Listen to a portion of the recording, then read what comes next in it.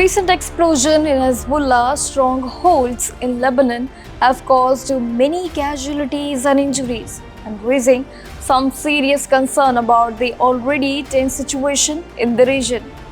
Now, a wave of devastating explosion has rocked Hezbollah strongholds in Lebanon, leaving chaos in its wake just hours before a key speech by leader Hassan Nasrallah.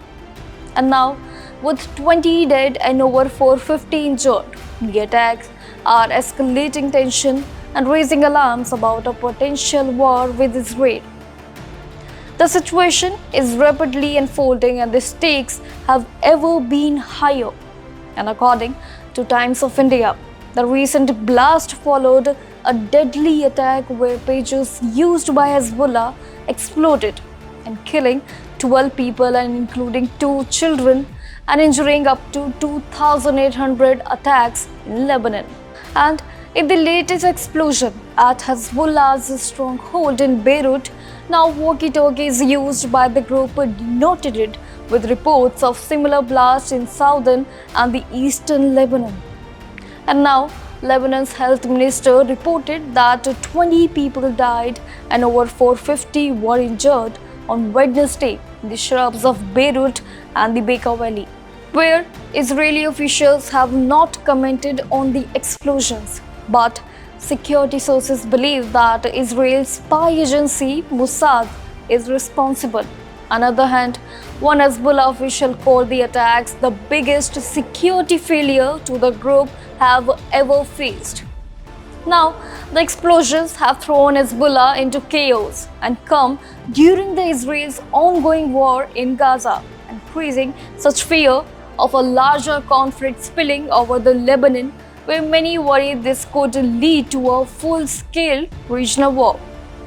And meanwhile, the US has denied any role in the explosion and is focusing on diplomacy to prevent such situation and escalating. Where now recently, a US official mentioned that Israel informed Washington on Tuesday about such plans for action in Lebanon, but did not share any specific details for making the operation a surprise to the US. And now, a Reuters reporter in the southern suburbs of Beirut saw some Hezbollah members urgently removing such batteries from walkie-talkies that had not exploded and throwing the parts into metal barrels. And in an effort to avoid Israel spying on their mobile phones, Hezbollah has switched to using pagers and other low-tech communication devices. And meanwhile, images of the exploded walkie-talkies showed some label from ICOM, which is a Japanese company known for radio communications and phones. And the devices look similar to ICOM's model, which is ICVA2.